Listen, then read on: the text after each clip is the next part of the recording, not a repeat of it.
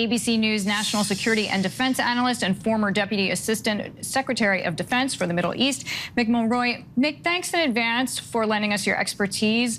Russia saying earlier today it's open to discussing a possible prisoner exchange involving Griner, but Russia apparently warning Washington against publicizing the issue. How come they want to keep it quiet?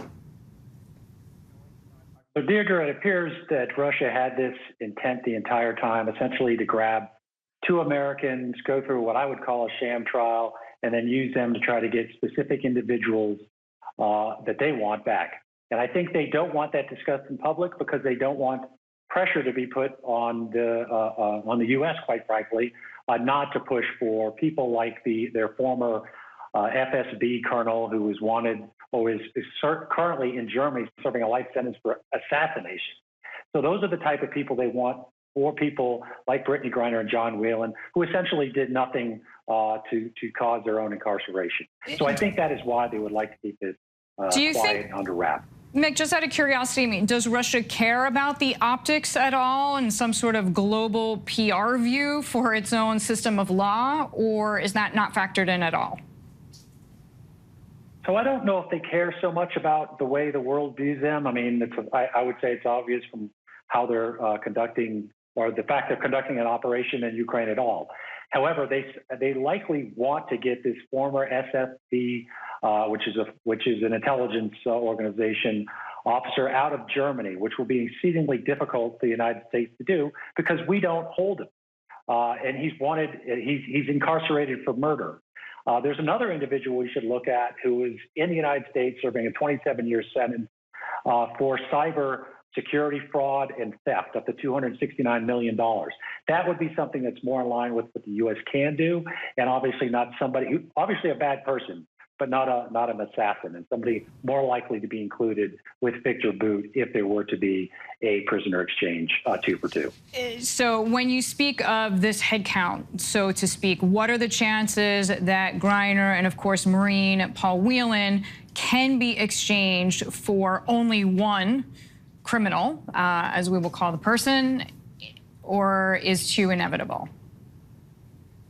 So I think Russia believes it has the upper hand here. They know how much pressure is on the U.S. administration to get both Brittany Griner and Paul Whelan out of confinement in Russia, which, as Maggie just reported, is horrendous conditions.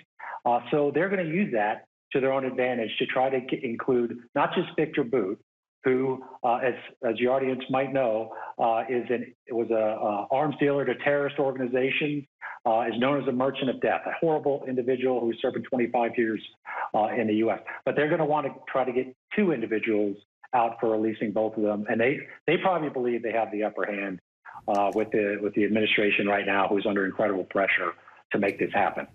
Mick, shifting gears a little bit and looking towards China, today is day 2 of the largest ever military drills off the coast of Taiwan. There are rising tensions, of course, following Speaker Nancy Pelosi's controversial visit to Taiwan earlier this week. So how do you see the increase in size and scope of these drills?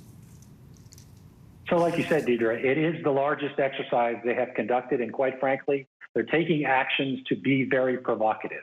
They're going inside the airspace of Taiwan. They're shooting missiles that are landing in the economic exclusion zone of Japan.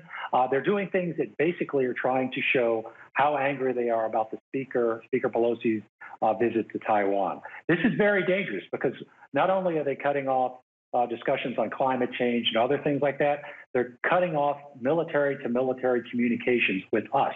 And that's where you run the risk of an escalation that could get out of control. We have significant naval assets in the region, and we want to ensure that this exercise, which really looks like a rehearsal to blockade Taiwan, doesn't get out of control. Mick, thank you so much. We appreciate it.